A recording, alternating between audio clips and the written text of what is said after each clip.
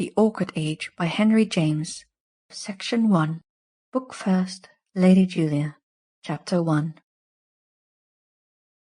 Save when it happened to rain, Vanderbank always walked home, but he usually took a hansom when the rain was moderate, and adopted the preference of the philosopher when it was heavy. On this occasion he therefore recognized, as the servant opened the door, a congruity between the weather and the four-wheeler that, in the empty street, under the glazed radiance, waited and trickled and blackly glittered. The butler mentioned it as on such a wild night the only thing they could get, and Vanderbank, having replied that it was exactly what would do best, prepared in the doorway to put up his umbrella and dash down to it. At this moment he heard his name pronounced from behind, and on turning found himself joined by the elderly fellow guest with whom he had talked after dinner, and about whom later on upstairs he had sounded his hostess.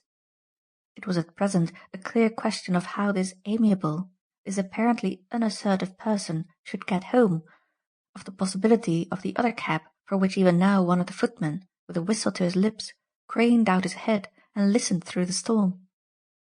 Mr. Longdon wondered to Vanderbank if their course might by any chance be the same, which led our young friend immediately to express a readiness to see him safely in any direction that should accommodate him. As the footman's whistle spent itself in vain, they got together into the four-wheeler, where at the end of a few moments more Vanderbank became conscious of having proposed his own rooms as a wind-up to their drive. Wouldn't that be a better finish of the evening than just separating in the wet?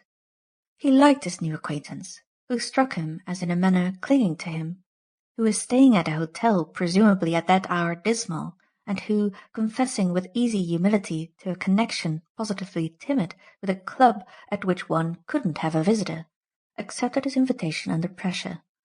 Vanderbank, when they arrived, was amused at the air of added extravagance with which he said he would keep the cab. He so clearly enjoyed to that extent the sense of making a night of it.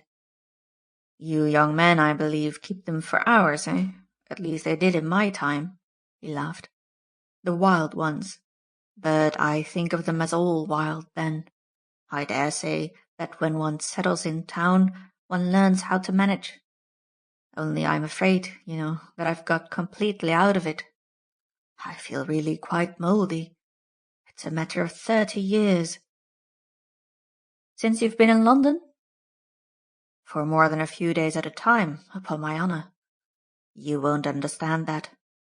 Any more, I dare say, than I myself quite understand how at the end of all I've accepted this queer view of the Sample complete.